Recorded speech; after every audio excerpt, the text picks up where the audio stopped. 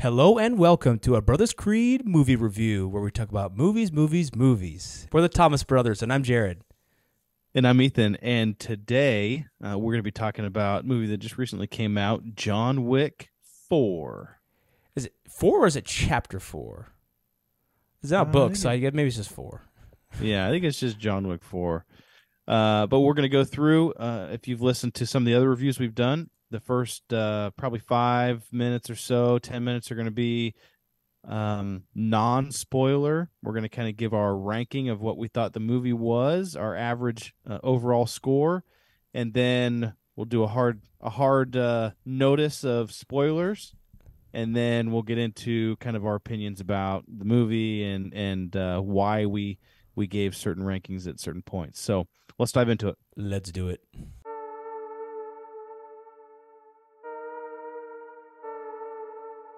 Yeah, I'm thinking I'm back. The most valuable commodity I know of is information. And that, my friends, is called integrity. That's called courage. Now that's the stuff leaders should be made of. Either you're somebody or you're nobody. You're not the devil. You're practice.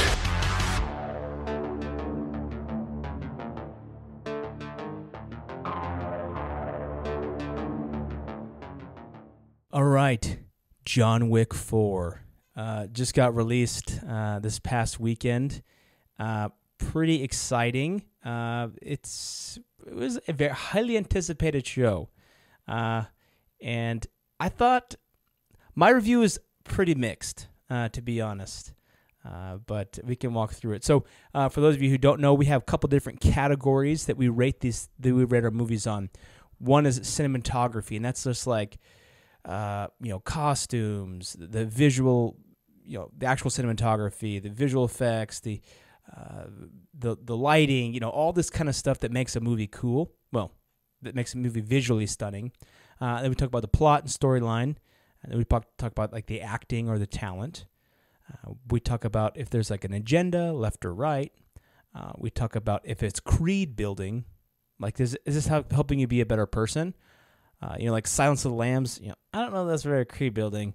It's just, or like Saw, well, I guess there's themes of justice in the Saw, and then we give it an overall score, a 1 out of 10, like a ranking out of 10. So out of 10, what would it be?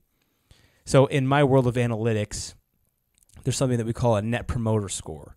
And it's like, if you ever gotten a question where it says, how would you, or on a scale from 1 to 10, would you recommend blank service? And so people who score, like, this is the way the rankings work, is people, for the net promoter score, people who rank 9s and 10s, we call those promoters.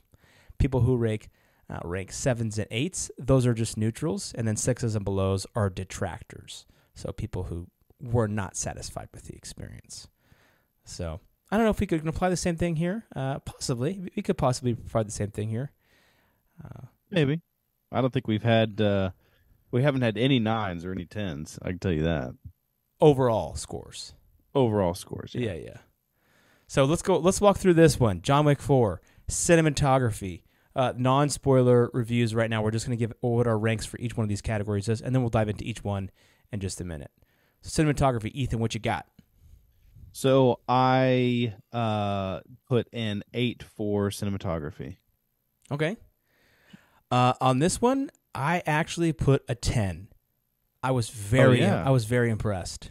A 10 for cinematography.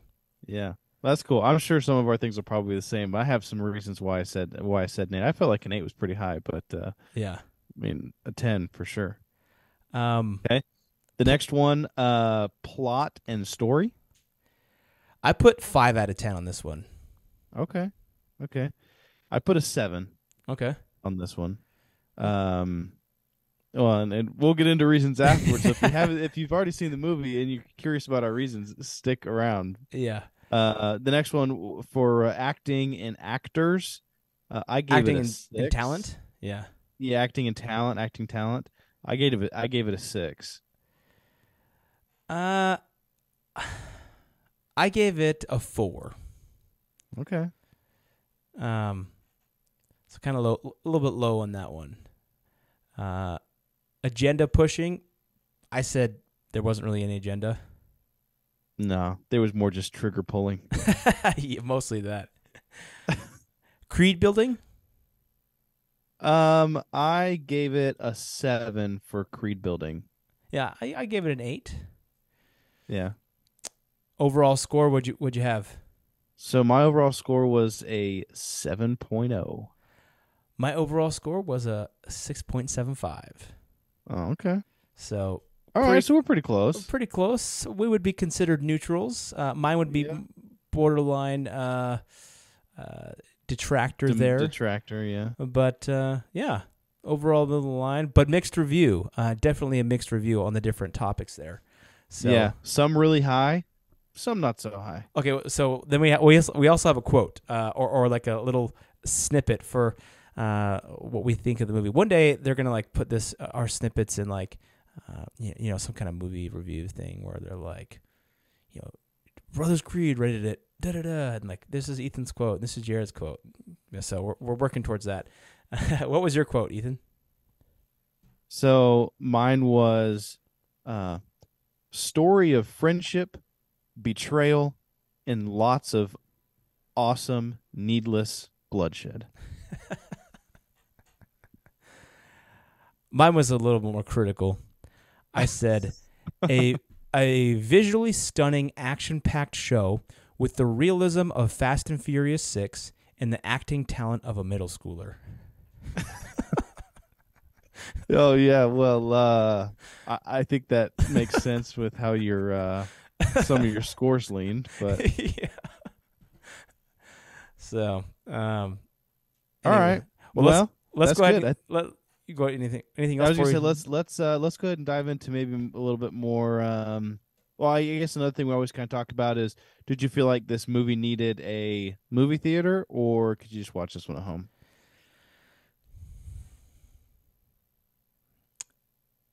I think that you could watch it at home. I think that visually stunning movies like this one are cool to see in the theater because of all the really cool like effects that they have. So yeah, I would say see this one in the theater. Yeah, I think it was a good one to see in theater. I think too, unless you have like a really good sound system at home, and there are certain parts of the movie that are kind of like at night and stuff like that you can see better in a movie theater than you would. Yeah, it's not like Game of Thrones dark. Yeah, exactly. Jeez. But it was good. Okay, all right. So that's the non-spoiler portion. Let's Jared and I are going to get into the spoiler portion. So if you haven't seen the movie yet, Drop go off watch now. it. Or if you don't care and you just want to listen to what we think before you watch the movie, then stick around. Yeah. All right. So cinematography. Tell me why you gave it an 8 out of 10. So I said that the filming was pretty good. I really liked that they had some great landscape scenes. Like the one where he was on horseback and he was riding through the desert with the canyon walls. Yeah. I mean, it was just like in the screen there, it was big, and it was just like, oh, that is so awesome. And you could see, you could hear him. There's that one guy that was watching from the distance, and you could hear John Wick shooting at the guys in front of him from like across the desert. Yeah. And I just thought that was really cool. I mean, I thought the scene when they were in Paris around that huge arch, kind of like the big circle. Yeah. Arc de Triomphe. Around that arch. It was like, I mean, with all the cars and everything, it was like playing a Death Frogger. Nice. I love that. And it was just really good. It was I felt like the filming and the landscapes and just the kind of the beauty of it all was pretty cool. The churches and the churches areas they went to, crazy cool. Yeah. I thought that was really cool. One of the things that we would notice, because we sat all the way through the credits, there's an end scene credit. There's an additional like 2-second scene at the end of the credits, which is totally worthless. It makes the movie even more depressing. But was I going to say? Oh yeah, it said that Paris, like the movie had benefited from the Paris like movie fund or something like that. So they had been paid to film this in Paris and like really glorify all this Paris stuff, these sites in Paris. So there's this one bad guy, and he's called the Marquise. They call him Marquise, but isn't it pronounced Marquis? I don't know. I have no idea. Yeah. Anyway, they called him the Marquise, and he was this kind of young. I think it's Skarsgård. He's the guy who plays Pennywise, isn't it? Yeah. I don't know if he's this. There's a couple of Skarsgårds. Yeah, it is him. Yeah, he's the one that played in It. Yeah. So he's a good actor, and he's kind of like the spoiled, young man, ambitious guy, kind of like who he got put into power because of his family position. Yeah, kind of the same vibe as like what was that guy in The Gray Man? The Captain America guy. He played that one bad guy in The Gray Man. Oh yeah. It's kind of the same vibe. But anyway, like every scene that he was in, like one scene he was in this like opulent palace. It was just like, oh my gosh, it's like the epitome of opulence in this French palace. And then one scene they were in the Louvre and he's walking past all these giant paintings and you're like, oh my gosh. Like, I was recognizing multiple paintings because that's how cultured I am. I was like, oh, that's this picture. And oh, that's this picture. And I was like, that's awesome. Where is that? And that must be the Louvre. And then they had a big fight. There was like, Eiffel Tower was kind of iconic in it, and they fight in this big church at the end. Like it was just really cool. At the end where they did that duel in front of that church overlooking the city, that was really pretty. And like the sunrise and everything. Yeah, and then one part and then the whole stairs going up, and then the one part that I thought was really cool was in that club when he was fighting that Yuri Boyga. yeah, Scott Adkins. Scott Adkins in the fat suit in that club. That was really cool. Yeah, how they had like the water kind of coming down. Yeah, the water was coming down, and then it was just like everybody was dancing. That was weird though. That scene was weird though, because I was like, people were just like dancing, and while he was like pummeling each other, and then like he was like killing the bad guys, and they were just like still dancing, and then like at a certain point, like when you get a certain body count, then people started running away. I was like, what? Yeah, well, it wasn't until he got thrown off the stairs and died. Then, I mean, John Wick had already killed like probably 15 other people of his henchmen, but once the main boss died, that everybody's running out, scrambling. Yeah, and it's so funny watching people like try to keep dancing and then like watching this fighting. It's just like, oh my gosh. Yeah, maybe they're all on drugs or something. There must have been all very high to be doing that, but it was really cool. Like even that poker scene was kind of cool. Yeah, with the three of them, that was kind of cool. Yeah. When he threw the card. So yeah. So I mean, a 10 is pretty high praise, Jared. Yeah, I mean, I honestly, it was really good. Like I was like, and the costumes too, man. The suits were super sharp. Like everybody looked awesome. They had done everything really well. I thought it was cool, even like when they gave that Asian guy at the beginning, the blind guy, the card that said John Wick on it, and he reads like half the card, and he reads like Wick, and then he reads it backwards, and he's like, "Oh, I already know who this is." And I liked how they like wrote John Wick's name like on her, like as he was reading it. I thought it was like really the letter, cool. like the letters came as he was going across the braille. Yeah. Now I kind of I took some back in high school. I took some filmography, some like a film class, and so I have some knowledge of cinematography. And I don't know. That doesn't mean anything back in high school. Of course, in high school, but I did appreciate a lot of the colors and a lot of the stuff, and just like the vibe of the movie. Like everything is like so sharp, and wealth. The wealth is so like overwhelming. It's kind of cool, and just like the resources that these people have, and like even when they blew up that hotel, he's just like looking down from that penthouse or whatever. That was kind of cool too. Yeah, I thought that was good. So for plot storyline, I had put a 7 on this one. Well, how about you go first on this? So I put 5 out of 10. Okay. I thought that the storyline was kind of all over the place. So first of all, it's like John Wick, his wife died like years ago, and then his dog got killed by by Reek in John Wick 1. Yes, The guy from Game of Thrones. by some Russian mafioso's son. What was his name in Game of Thrones? Theon Greyjoy. Yeah. Anyway, so it's kind of like Reek. since then, Reek was his name after Lord Bolton got a hold of him. Anyway, it was like he's hell bent on this stuff, and then they kept asking him the whole time, "To what end, John? To what end?" He's just like, "Oh, I just gotta be free." It's like, for what? He's just a single guy. So like the part that that was true that they pointed out in the thing is there's like John has nothing, and like the one guy at the beginning, the Asian guy at the beginning, he had a daughter, and he's like he has both a reason to kill, a reason to live. And those are two things that I want. And so I was kind of rooting for that guy the whole time. But then, and then when John Wick goes to the kind of ninja guy's hotel, he was there with his daughter, and there was kind of this like relationship that they forged. And all of these characters, every single character except for John Wick, had some type of personality or was like developed in some way. John Wick, literally, Keanu Reeves had 380 words the entire, basically 3-hour movie.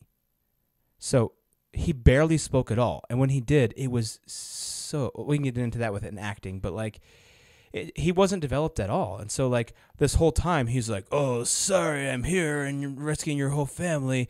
And then the guy's like, "Go get our ninjas with their bow and arrows." And then there's like a SWAT team that's like SWAT team mixed with like the what's the bad guys from 300, like the Immortals. It's like the Immortals SWAT team comes in, and these guys got bow and arrows, and it's like, what is going on here? And then the dad ends up getting killed in the end, and I was like, oh my gosh. And then the other guy's trying to save his daughter. I was like, what is John trying to save here? He's just going around literally getting everybody. Oh, and then at the beginning, the concierge for the one guy gets shot in the head. Thanks, John Wick. So it's like, how many people need to die for John Wick just to get free? How many fathers need to lose either their lives or their daughters' lives to save John Wick? And one thing I thought was weird too was that it was like, "Oh, John Wick, you're such a great friend, such an amazing friend," and all these people have like kind of developed characters. They're like fathers, and it's like, okay, why is he a good friend? Like he has absolutely no personality. Like what did he do for you? So that was kind of underdeveloped. Also, another thing with the plotline story, there was just a lot of holes. I mean, like I said, it's like Fast and the Furious 6 like level, like the runway on Fast and Furious 6, that like went on for like 27 miles, where they just keep going to like another fifth gear and another fifth gear, and it just keeps going. And you're like, wow, this is pretty long. Like they're like, "Oh, I only have 1 minute to get to the top of the staircase," and then it gets pushed all the way down, like Black Sheep, like Chris Farley in Black Sheep. He falls all the way down the hill, and it's like, and then the other guy comes and says, "Let's go go up the hill," and it's like, I thought you only had 1 minute. I couldn't even run up that many stairs if I had 1 minute, much less fight my way to the top. And then I think one other thing is that I thought was kind of cringe is like when he was in the club fighting the guy who's Scott Adkins, like that Russian guy with the gold teeth. Scott Adkins is a very athletic person, and you can tell that. Like when he starts doing these high level like karate, like kickboxing kicks and stuff when they're fighting. And so it's like half the time he's like scared running, like, "Oh no, running through the club, John Wick's gonna get me. I'm just a fat guy." And then like literally 1 minute later, he's like grabbing John Wick and absolutely grounding and pounding him and slamming him and kicking him. And he's like, "Oh, I'm a big guy and I'm going to kill you." And it's like, okay, so is he the big guy that's capable and strong, or is he the scared fat guy running? You can't have both. You know what I mean? Yeah, I agree with that. I agree with that one. Especially when he's doing these high kickboxing kicks, I was like, what? Yeah, it's like he was running scared, but then when he turned and faced him, he was a better fighter than John was. Oh, yeah. Anyhow. And then John like gets 1 or 2 punches off him, and he's like, "Oh," and he just like starts sprinting through the crowd again. It's just like, what is going on here? Yeah. So I thought that was weird. Yeah, I agree with a lot of things that you said.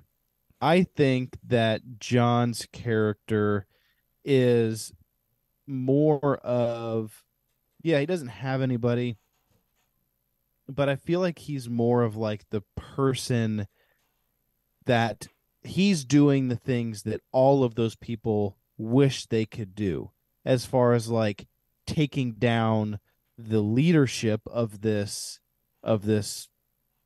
guild or whatever that they're all, this assassins guild that they're part of, that there's just this massive corruption at the top, and these people that have been basically victims of this corruption, like the blind guy, he couldn't have a relationship with his daughter because these stupid people kept threatening to kill her if he doesn't do their bidding. Yeah. Right? Or this other guy. And so they all hate the leadership of this guild that they're in, the table or the circle or whatever they call it. And all these people are just rich guys that want to control people to do whatever they want to do. But John is an anomaly. His whole thing is, I'm going to kill them all. Right? And they're like, but that's the thing, is like, that was what you're talking about is the table, right? The table of, yeah. But he doesn't go after the table. He goes after the marquee, which is the guy who's this table is the table. The marquee was just the table's henchman, basically. Henchman, yeah. And so he takes out the marquee, which maybe that sets it up for another movie, right? But and he said, I'm going to kill them all. And I think that's really where it should end, is when he makes it to the table, and it's he goes like Braveheart on these guys. Remember the Braveheart where Mel Gibson, he goes into battle and he's got like the lords, all the Scottish lords are supposed to come help him, and he runs into battle with his men and he sees certain of these Scottish lords, they turn around and take their whole forces away and they flee. Well, he finds out that the British had given them a bunch of land and money and all sort of kind of stuff if they just left the fight and didn't fight. And so Mel Gibson in the movie as William Wallace, he goes to their houses and he kills every single one of these lords that betrayed them on the battlefield. And so I was hoping it was going to be like this John Wick thing where he breaks in each one of their houses and he assassinates, wipes the table, if you will. Yeah, wipes the table clean of everyone and just fresh start. Yeah. And maybe that'll be John Wick 5. I don't know.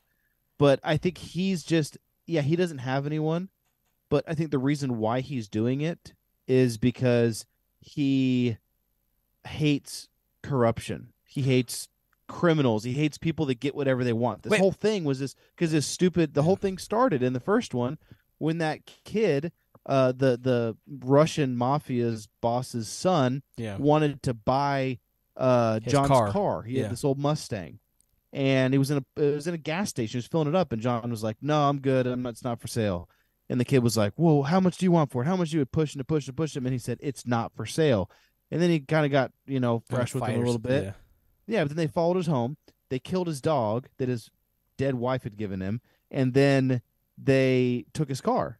And then from that point on, he's just like, dude, I'm so tired of these pricks getting whatever they want all the time. So what did he do? He went and killed everyone that was associated with that guy.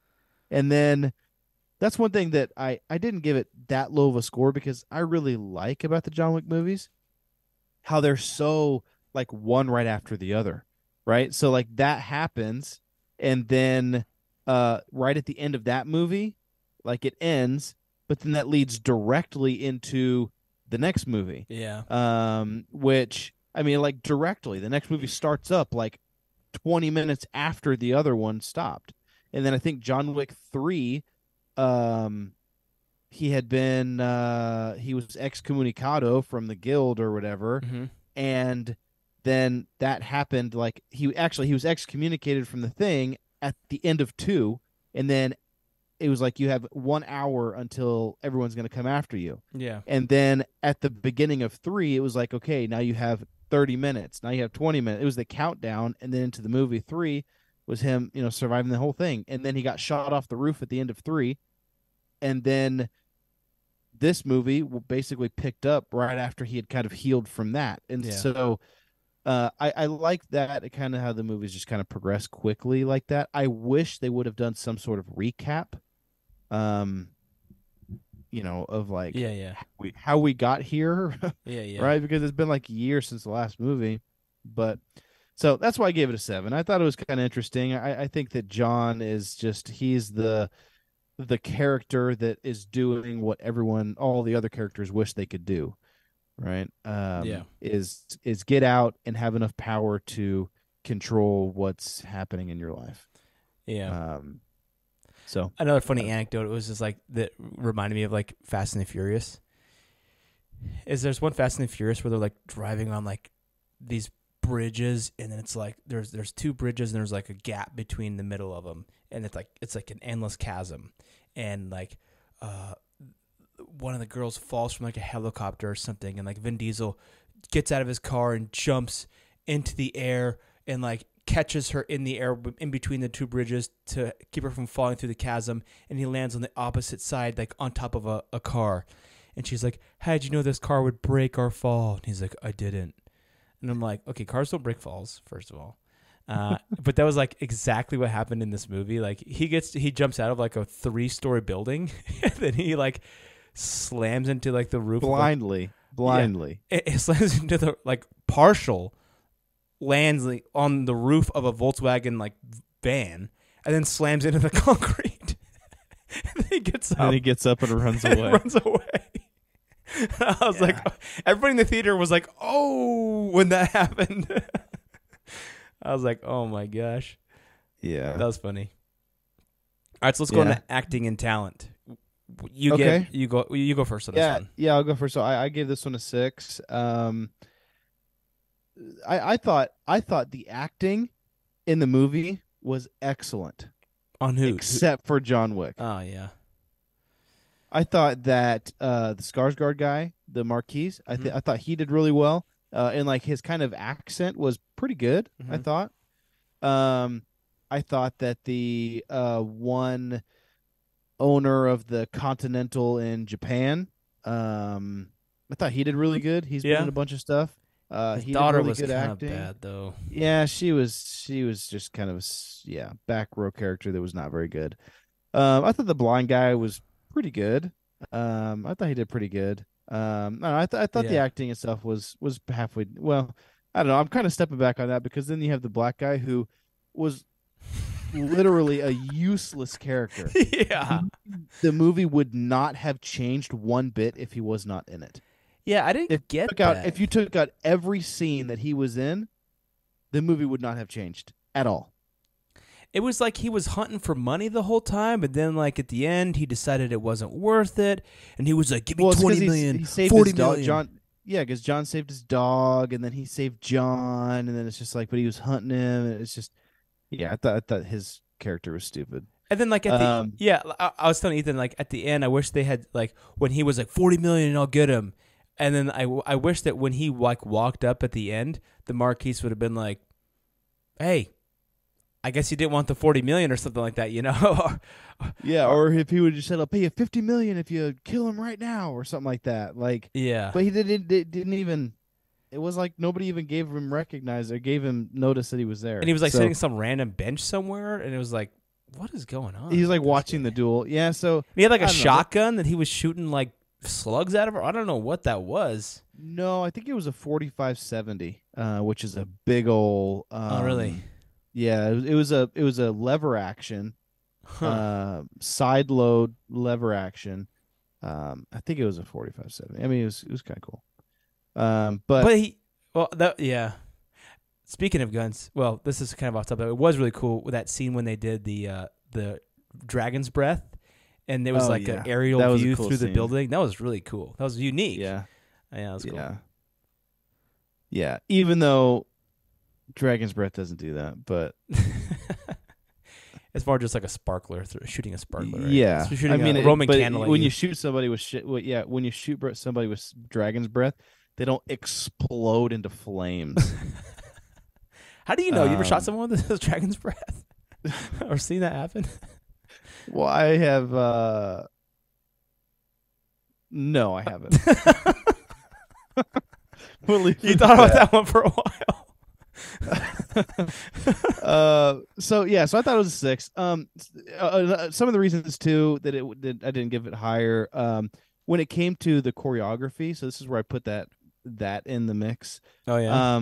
Some of the fighting, especially kind of at the beginning, there was a lot of groundwork, and we kind of talked about this during the movie. Jared and I, we kind of leaned over to each other, and we were like, was that supposed to be in slow motion? Right? Like some of the stuff was in slow mo, but not like cool slow mo, like Lazy slow mo as in slow-mo. like, yeah, it was just like I'm gonna put you in an arm bar now, and it was just like, whoa, it was just Yeah. like I was a little bit cringe.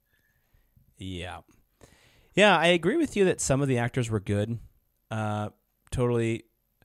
The daughter of the one owner of that one hotel, the ninjas, she was bad.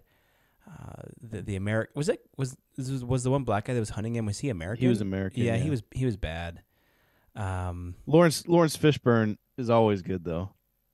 Morpheus. I don't really know what his role was. I mean, he was only in like 2 seconds. Yeah, he's like the king of the underground. Yeah, which, that was weird. I don't know. But I did like the actor for the Continental. He was cool. And John Wick. I mean, he is the main character, right? He's the one we're supposed to love. He's the hero. He's terrible. It was like, I think it's supposed to be that way, though. I think it's supposed to be like, if it's supposed to be like that, awkward, so socially awkward, so like, I don't know. I mean, he had a wife, and he's still that awkward. And like all these people love him. Oh, he's so beloved. They're literally willing to sacrifice their entire lives for him. But he's just like the most cringe. I need a gun. It's just like, okay. Like I laughed out loud in the theater multiple times, and other people were too. By the way, every time he spoke, I was just like, oh my gosh, like this is horrible. Yeah, I mean, he could have been like, all right, we're going to do this again. Yeah. I'm going to need a gun. Yeah. Or something like that. Versus like, yeah, I'm going to need a gun. It's just like, Yeah. What? Yeah.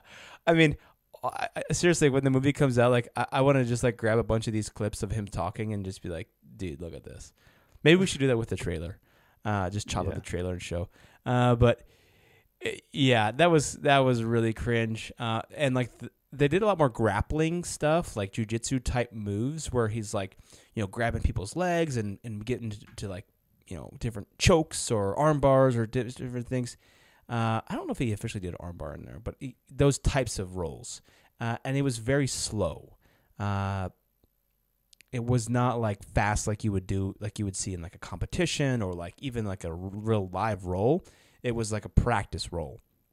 And so when you're shooting, running, and gunning, stabbing people, one cool thing he did though is he took the slide off of the gun, and he just took the slide, yeah, not the slide, but he just took the handle, the bottom part of the receiver, I guess, of the gun, and he just like stabbed a bunch of guys with it. That was kind of cool. Yeah, but yeah, those grappling things were kind of cringe. And then like the dude, it was like almost this. You could call this like what was that movie with Bruce Willis, Invincible? Where he gets he's like he can't be killed. That's literally like this movie, man. Like they could do anything to this guy. And also the bulletproof bulletproof suits, where he's like when he goes around a corner, he just like takes his jacket and puts it up over his face, and that's like protection. But I thought it was funny too, because every time the bulletproof suit got hit, it would go tink, tink, tink. It's like, what are you shooting, steel? It's like, yeah, and it was like, the bad guys had bulletproof suits on too, so you had to shoot them in the head. But like, so everybody's just running around like Count Dracula with their shirts, with their suit coats over their heads, right? And the one cool thing was like the Marquise, like the guys that the Marquise sent, the guys that were in the suits, man. Those were big guys, man. Those were huge guys. And I'm like, okay. So anyway, that's why I gave it a 4. I thought it was distracting. The bad acting. I mean, like I said, a middle schooler could have done better than that. All right, let's go to the next one. uh, Agenda. I didn't really see any No, I agenda. think both of us kind of said neutral on that. Creed building. I said 8 out of 10. Yep. Yeah, I said 7. I said it was kind of cool, like friendship, loyalty. I thought that was kind of cool. The one guy from the Continental in Japan, he helped John, even knowing that there might be consequences. Yeah. And we don't know the backstory behind all that, right? Those 3 guys were friends, and John might have saved their lives, or might have saved their kids' lives, or might have, saved somebody from a hostage situation, or I don't know. We don't know the backstory, but they're just they kept saying, he did more for us than we'd ever know, or something. I don't know what that means, but yeah, loyalty. I think that was a good creed building thing. Yeah, I thought so too. And I thought there was a theme of family and how important that was. Both of these guys had daughters. The one, the blind guy, he was fighting for his daughter the whole time, and it was I thought that was noble. And even John at the end, he didn't really kill him. I think. Do you think John tricked him, or do you think that was unintentional to kill the Marquis at the end? No, I think John purposefully didn't shoot because he knew the Marquis would Walk over. Yeah. Now would want to give the final blow. Now, didn't John die at the end? Maybe. He fell off a roof at the end of the last one, so I mean, he kind of slumped over. Yeah. I don't know what that means. And he said take me home, and to his friend, and then there was a grave, but that don't mean nothing. Yeah, there was a grave. Well, we didn't get to see. We got to see almost the scene of him walking through the wheat fields with his fingers in the wheat fields, walking to his wife. Because they did show his wife. Well, the thing is too is that this Asian guy was so good, right? Yeah. With the blind guy, why didn't he just? I mean, why couldn't he just kill the Marquis? I mean, why couldn't he just kill everybody? Why didn't him and John? Why didn't him and John team up and fight against the machine? Yeah, that is weird. Yeah, he could have gone to his daughter and hidden her in some kind of protective custody or something while. Yeah, I don't know. Yeah, we didn't write the movie, but I think it was good for creep building. One of the things that I thought was a quote from the owner of the Continental, or the whatever they call him, the keeper of the Continental in Japan. He said, when he's talking with John out on the roof, he said, "Friendship means little when it is convenient." Yeah. And so, because he was saying, sorry for putting you in this position or whatever else, and he's just like, dude, if you're only friends with somebody whenever it's easy or convenient, then what kind of friend is that? Exactly. If when stuff gets hard, or you have a trial, or they need help, or you need help, and someone turns their back on you, what kind of friendship is that? So I like that quote. Friendship means little when it's convenient. Yeah, I like that too.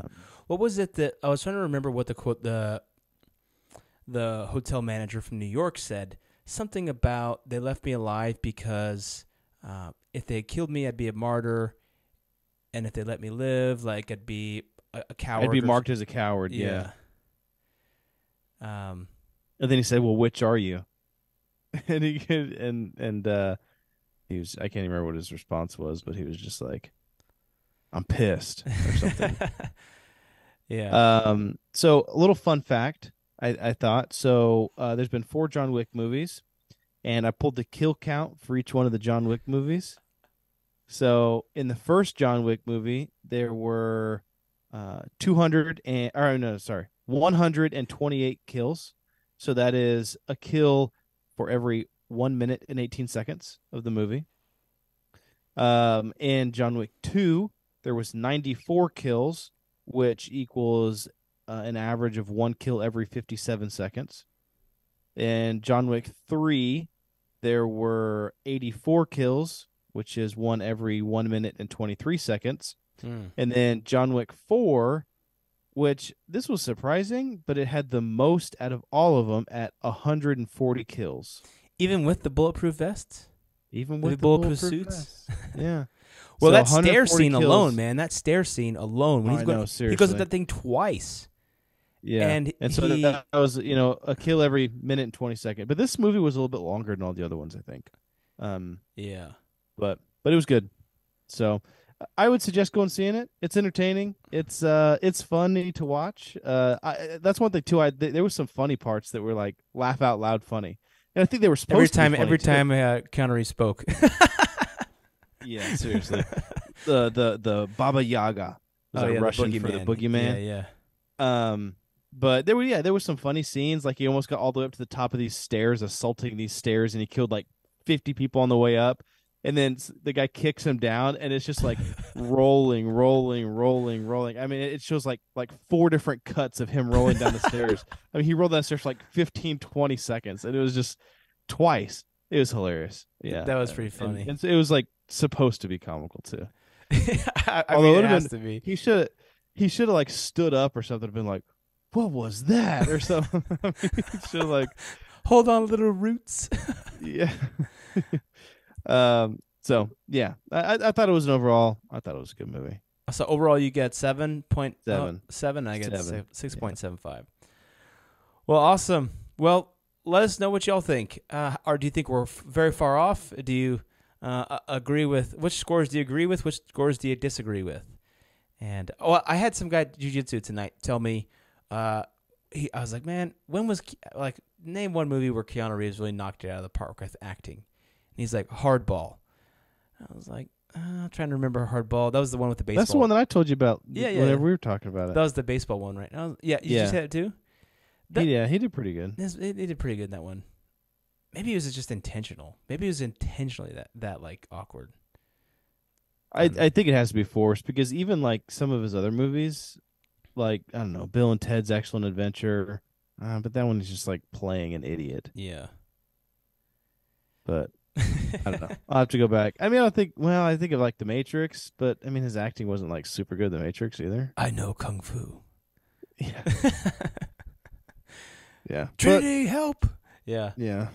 All right. I thought it was cool too. There was kind of some odes to The Matrix a little bit when like the train station and Yeah, we were trying. I don't know if it was supposed to be that like that, but Yeah, the train station was cool. Ethan leaned over and he's like, "Mr. Anderson," from the Matrix. when first the Matrix. subway arrives.